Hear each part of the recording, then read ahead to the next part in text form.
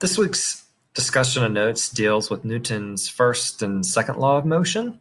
So I'm going to kind of go through this PowerPoint slide. And again, you can kind of fill things in as I'm going through stuff then. So the first page is just the title of it. So you already have that part of information. So let's get into this then. All right, so who is this guy? Well, Sir Isaac Newton. He's a British scientist who in 1687 published, first blank is 3 laws. 3 laws explain how forces and motion are related.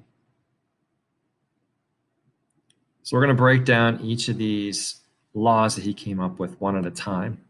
So his first law states that an object at a constant velocity. So we covered velocity in the last couple sections, so you have a good idea about what velocity is.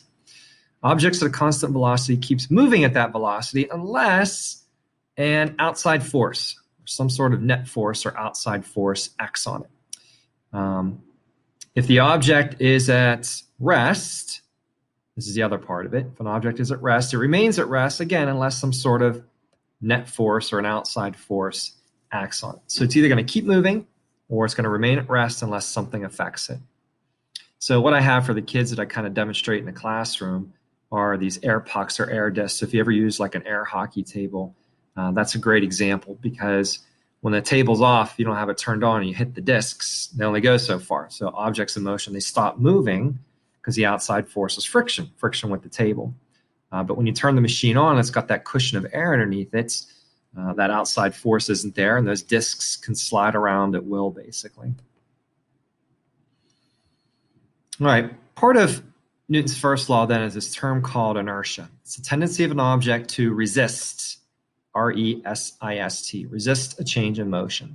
So in other words, when an object is moving, it tends to keep moving at the same velocity and same speed, or direction, I'm sorry. Velocity and speed are really the same in this case. So the first blank is velocity or speed, and direction, unless a force acts on it. Second blank is definitely velocity. Velocity has to remain a constant, velocity or speed. And realize that Newton's second law is commonly referred to as the law of inertia. And the example that you can kind of see here is, think about whenever you're in your parents' vehicle and you're seat belted in, and they're going down a highway, maybe 55 miles per hour, and they make a sharp turn to the left or right. To you, you want to continue on straight. That seatbelt kind of digs into it at that point. You're like, ugh, basically. So that's because you have inertia. You're an object that resisted that change in motion. You wanted to continue on a straight line, whereas the car was making a turn at that point. So again, Newton's first law is commonly referred to as inertia. Newton's second law is the one that does involve another formula or calculation for us then. So we've got velocity, we've got acceleration at this point, and now we're going to move on to Newton's second law. So what does it do? Well, it relates the net force exerted on an object to its mass and acceleration. So mass and acceleration are what go in this blank here. So it is expressed in the formula, and you can kind of write this in the space here. It's capital letter F equals small m times small a. What is that? Force is equal to mass times, you can write in this blank, acceleration then. So whenever you multiply in mass that's in kilograms times acceleration that's in meters per second squared, you do get a brand new units. And for us, we're going to identify it as a capital letter N. And he didn't come up with this. It was eventually named after him. What goes in this blank here is newtons then. N-E-W-T-O-N-S. So a newton is 1 kilogram times a meter per second squared. So we'll just use the capital letter N when we're identifying a force calculation. And the other recording that's part of the section is some force problems you're going to have to do, and I'm going to go over some examples with you when we get to that point. Let's finish this off first, though. All right, so this is gravity. First blank here is gravity. Gravity is an attractive force between any two objects that depends on the masses of the object and the distances between them. Now, because this is a PDF and still this animation is not working, but basically it's showing this person here kind of falling through the air, going in this direction. Again, it's frozen because this is a PDF version, not the actual PowerPoint. But gravity obviously is the attractive force between the individual, the person, and the ground.